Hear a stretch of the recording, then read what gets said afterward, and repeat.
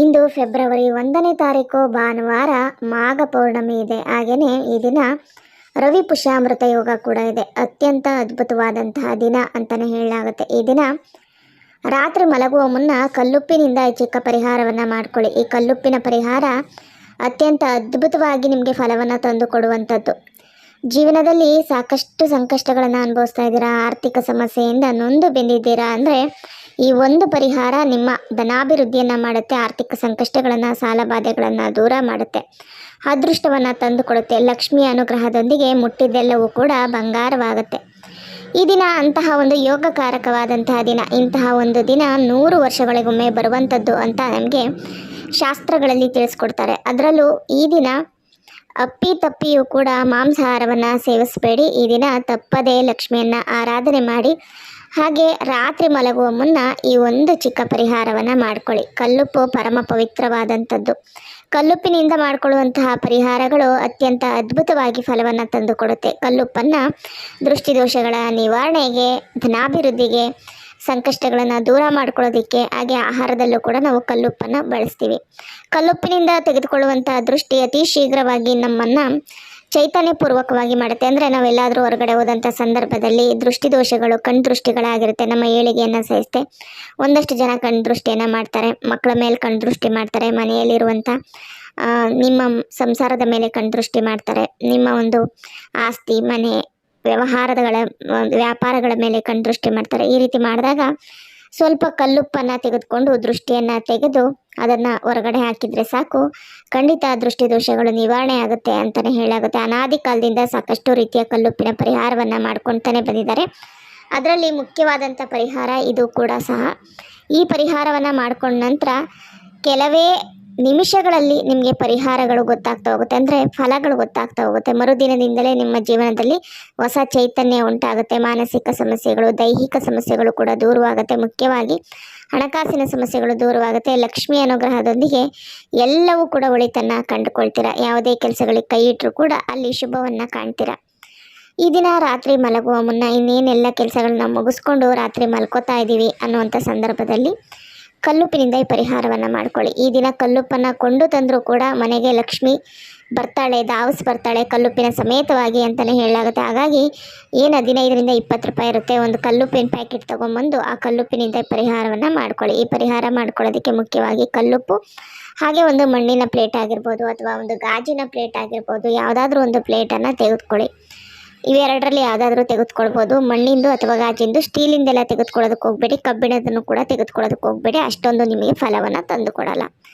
ಅದರ ತುಂಬ ಭರ್ತಿಯಾಗಿ ಕಲ್ಲುಪ್ಪನ್ನು ಹಾಕಬೇಕಾಗುತ್ತೆ. ಭರ್ತಿಯಾಗಿ ಕಲ್ಲುಪ್ಪನ್ನು ಹಾಕಿ, ಅಂದರೆ ಪ್ಲೇಟು ಅಥವಾ ಒಂದು ಬಟ್ಲು ತೊಗೊಂಡಿರ್ತಾರಲ್ವ, ಅದರ ತುಂಬ ಭರ್ತಿಯಾಗಿ ಕಲ್ಲುಪ್ಪನ್ನು ಹಾಕಿ ಅದಕ್ಕೆ ಸ್ವಲ್ಪ ಅರಿಶಿಣ ಕುಂಕುಮವನ್ನು ಹಾಕಿ, ಹಾಗೆ ಅದರ ಜೊತೆಗೆ 1 ಸ್ಪೂನಷ್ಟು ಸಾಸಿವೆಯನ್ನು ಹಾಕಿ, ಅದರ ಜೊತೆಗೆ 5 ರು ನಾಣ್ಯವನ್ನು ಹಾಕಿ. 5 ರು ನಾಣ್ಯ ಅಥವಾ 1 ರು ನಾಣ್ಯ, ಎರಡರಲ್ಲಿ ಯಾವುದಾದ್ರೂ ಬಳಸ್ಬೋದು. ಈ ಕಲ್ಲುಪ್ಪು ಅನ್ನೋದು ಧನಾಕರ್ಷಣೆಯನ್ನು ಮಾಡುತ್ತೆ. ಆರ್ಥಿಕ ಸಂಕಷ್ಟಗಳಿಗೆ, ಅಂದರೆ ಹಣಕಾಸಿಗೆ ಬಂದಿರುವ ದೋಷಗಳನ್ನು ನಿವಾರಣೆ ಮಾಡುತ್ತೆ, ಅದೃಷ್ಟವನ್ನು ತಂದು ಕೊಡುತ್ತೆ, ಲಕ್ಷ್ಮಿಯನ್ನು ಆಕರ್ಷಣೆ ಮಾಡುತ್ತೆ, ಅಂದರೆ ಧನಾಕರ್ಷಣೆಯನ್ನು ಮಾಡುತ್ತೆ ಅಂತಲೇ ಹೇಳಲಾಗುತ್ತೆ. ಇನ್ನು ಅರಿಶಿಣ ಕುಂಕುಮ ಅನ್ನೋದು ದೈವ ಸಂಭೂತವಾದಂಥದ್ದು, ಪೂಜೆಯಲ್ಲಿ ಪ್ರಧಾನವಾಗಿ ಬಳಸುವಂಥದ್ದು, ತುಂಬ ಮಂಗಳಕರವಾದಂಥದ್ದು. ಹಾಗಾಗಿ ಇದರಲ್ಲಿ ಸ್ವಲ್ಪ ಅರಿಶಿಣ ಕುಂಕುಮವನ್ನು ಕೂಡ ಬಳಸಬೇಕಾಗತ್ತೆ. ಇನ್ನು ಸಾಸಿವೆಗೆ ಎಲ್ಲ ದೋಷಗಳನ್ನು ನಿವಾರಣೆ ಮಾಡುವಂಥ ಶಕ್ತಿ ಇದೆ. ಕಪ್ಪು ಬಣ್ಣದಲ್ಲಿರುತ್ತೆ. ಕೆಲವೊಮ್ಮೆ ನಾನು ಹೇಳ್ದಂಗೆ ಯಾವುದಾದ್ರೂ ದೋಷಗಳಾಗಿದ್ದಂಥ ಸಂದರ್ಭದಲ್ಲಿ, ವ್ಯಾಪಾರ ವಹಿವಾಟಲ್ಲಿ, ನಿಮ್ಮ ಬಿಸ್ನೆಸ್ಸಲ್ಲಿ ಯಾರಾದರೂ ಕಣ್ಣು ದೃಷ್ಟಿ ಮಾಡಿದರೂ ಕೂಡ ಅದನ್ನೆಲ್ಲ ದೃಷ್ಟಿ ದೋಷಗಳನ್ನು ಎಳೆದಿಟ್ಕೊಂಡು ನಿಮಗೆ ಧನಾಭಿವೃದ್ಧಿಯನ್ನು ಮಾಡೋದಕ್ಕೆ ಸಹಾಯ ಆಗುತ್ತೆ. ಹಾಗಾಗಿ ಇಲ್ಲಿ ಕಪ್ಪು ಸಾಸಿವೆಯನ್ನು ಬಳಸಬೇಕಾಗತ್ತೆ. ಕಪ್ಪು ಸಾಸಿವೆಯನ್ನು ಬಳಸಿ ಇಷ್ಟು ಪದಾರ್ಥಗಳನ್ನು ರಾತ್ರಿ ಎಲ್ಲ ಮಲಗಿದರೆ ಇನ್ನೇನು ಅನ್ನುವಾಗ ಮಾಡ್ಕೊಳ್ಳಿ. ರಹಸ್ಯವಾಗಿ ಮಾಡ್ಕೊಳ್ಬೇಕು, ಯಾಕಂದರೆ ಈ ಪರಿಹಾರ ಮಾಡ್ಕೊಳ್ಬೇಕಾದ್ರೆ ಯಾರಿಗೂ ಕೂಡ ಗೊತ್ತಾಗಬಾರ್ದು. ಎಲ್ಲರೂ ಮಲಗಿದಂಥ ಸಂದರ್ಭದಲ್ಲಿ ರಾತ್ರಿ ಸಮಯದಲ್ಲಿ ಮಾಡ್ಕೊಳ್ಳಿ.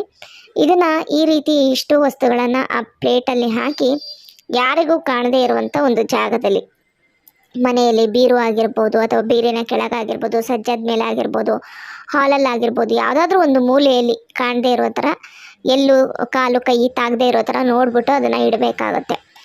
ಇದನ್ನು ಮರುದಿನದ ತನಕ ಅಲ್ಲೇ ಬಿಡಬೇಕು. ಇಡೀ ರಾತ್ರಿ ಅಲ್ಲೇ ಬಿಡ್ತು ಅಂದರೆ ಇಡೀ ರಾತ್ರಿ ನಿಮ್ಮ ಮನೆಯಲ್ಲಿರುವಂಥ ನಕಾರಾತ್ಮಕ ಶಕ್ತಿಗಳನ್ನು, ಕಣ್ಣು ದೃಷ್ಟಿ ದೋಷಗಳನ್ನು, ಕಣ್ಣಿಗೆ ಕಾಣದ ಗೋಚರ ಶಕ್ತಿಗಳನ್ನು, ದಾರಿದ್ರ್ಯವನ್ನು ಎಳೆದಿಟ್ಕೊಳ್ಳುತ್ತೆ. ಎಲ್ಲ ನೆಗೆಟಿವಿಟಿಯನ್ನು ತನ್ನತ್ತ ಸೆಳೆದಿಟ್ಕೊಳ್ಳುತ್ತೆ ಅಂತಲೇ ಹೇಳಲಾಗುತ್ತೆ.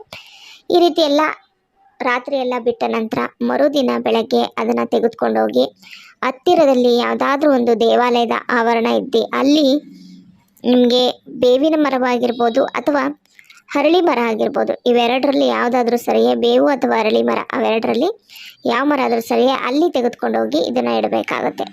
ಅದನ್ನು ಇಟ್ಬಿಟ್ಟು ಬರ್ತಾ ಇರೋದು ಅಷ್ಟೇ, ನಮಸ್ಕರಿಸ್ಕೊಂಡು ನಮ್ಮ ಮನೆಗೆ ಇವತ್ತಿಗೆ ಬಂದಂಥ ಸಮಸ್ಯೆಗಳು ದೂರ ಆಯಿತು, ಕಂಟಕಗಳು ಕಳಿತು, ದೋಷಗಳು ಕಳಿತು, ದಾರಿದ್ರ್ಯ ಕಳಿತು ಅಂತ ಭಕ್ತಿ ಶ್ರದ್ಧೆಯಿಂದ ಹೇಳ್ಕೊಂಡೇ ನೀವು ಅದನ್ನು ಇಟ್ಟು ಬರಬೇಕು. ಹಾಗೆ ಪರಿಹಾರ ಮಾಡ್ಕೊಳ್ಬೇಕಾದ್ರೂ ಅಷ್ಟೇ ಯಾತಕ್ಕೋಸ್ಕರ ಪರಿಹಾರ ಮಾಡ್ಕೋತಾ ಇದ್ದೀನಿ ಅಂತ ಸಂಕಲ್ಪವಾಗಿ ಹೇಳ್ಕೊಳ್ಬೇಕು. ಸಂಕಲ್ಪಪೂರ್ವಕವಾಗಿ ಪರಿಹಾರಗಳನ್ನು ಮಾಡಿಕೊಂಡ್ರೆ ಮಾತ್ರ ಆ ಪರಿಹಾರಗಳು ನಮಗೆ ಸಿದ್ಧಿಸುತ್ತೆ ಅಂತ ನಮಗೆ ಪರಿಹಾರ ಶಾಸ್ತ್ರದಲ್ಲಿ ತಿಳಿಸ್ಕೊಡ್ತಾರೆ. ಹಾಗಾಗಿ ಸಂಕಲ್ಪ ಮಾಡ್ಕೊಂಡೇ ನೀವು ಈ ಪರಿಹಾರವನ್ನು ಮಾಡ್ಕೊಳ್ಬೇಕು. ಅಲ್ಲಿ ಇಟ್ಟು ಬರ್ತಾ ಇರೋದು ಅಷ್ಟೇ. ಇಲ್ಲಿ ಬಂದ ನಂತರ ನಿಮಗೆ ಗೊತ್ತಾಗ್ತಾ ಹೋಗುತ್ತೆ, ದಿನದಿಂದ ದಿನಕ್ಕೆ ಹಣಕಾಸು ವೃದ್ಧಿ ಆಗ್ತಾ ಹೋಗುತ್ತೆ.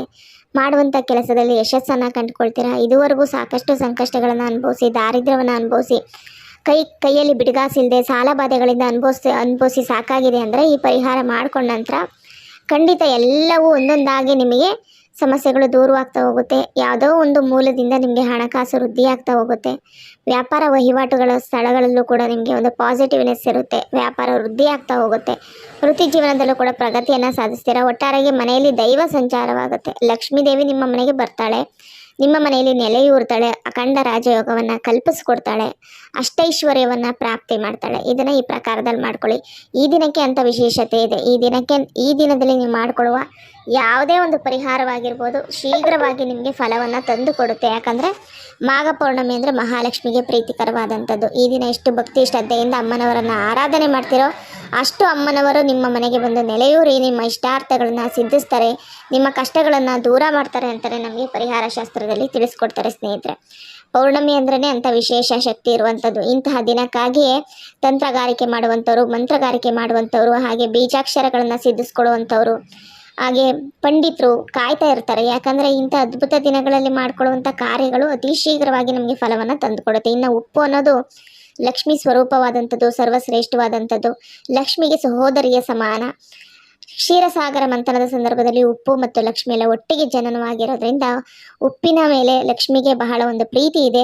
ಹಾಗಾಗಿ ಉಪ್ಪನ್ನು ನಾವು ಲಕ್ಷ್ಮಿ ಸ್ವರೂಪವಾಗಿ ಭಾವಿಸ್ತೀವಿ. ಅಡುಗೆಯ ರುಚಿ ಯಾವ ರೀತಿಯಾಗಿ ಹೆಚ್ಚುತ್ತೋ ಅದೇ ರೀತಿಯ ನಮ್ಮ ಸರ್ವ ಸಮಸ್ಯೆಗಳನ್ನು ನಿವಾರಣೆ ಮಾಡುವಂಥದ್ದು. ಕಡಿಮೆ ಖರ್ಚಲ್ಲಿ ಮನೆಯಲ್ಲಿರುವಂಥ ವಸ್ತುಗಳಿಂದನೇ ಈ ಪರಿಹಾರವನ್ನು ಮಾಡಿಕೊಂಡ್ರಿ ಅಂದರೆ ಖಂಡಿತವಾಗಿಯೂ ಶೀಘ್ರವಾಗಿ ನೀವು ಪರಿಹಾರವನ್ನು ಅಂದರೆ ಫಲವನ್ನು ಕಂಡುಕೊಳ್ತೀರಾ. ಸ್ವಲ್ಪ ದಿನದಲ್ಲೇ ಅದೃಷ್ಟ, ಹಣ, ಐಶ್ವರ್ಯ ನಿಮ್ಮನ್ನು ಹುಡುಕಿಕೊಂಡು ಬರುತ್ತೆ. ಯಾವುದೇ ಕೆಲಸ ಮಾಡಿದರೂ ಕೂಡ ಅಲ್ಲಿ ಪ್ರಗತಿಯನ್ನು ಸಾಧಿಸ್ತೀರಾ. ಈ ವಿಡಿಯೋ ಉಪಯುಕ್ತವಾಗಿದ್ದರೆ ವಿಡಿಯೋಗೊಂದು ಲೈಕ್ ಕೊಟ್ಟು ಹೊಸಬರಾಗಿದ್ದರೆ ಸಬ್ಸ್ಕ್ರೈಬ್ ಮಾಡ್ಕೊಳ್ಳಿ. ಧನ್ಯವಾದಗಳು.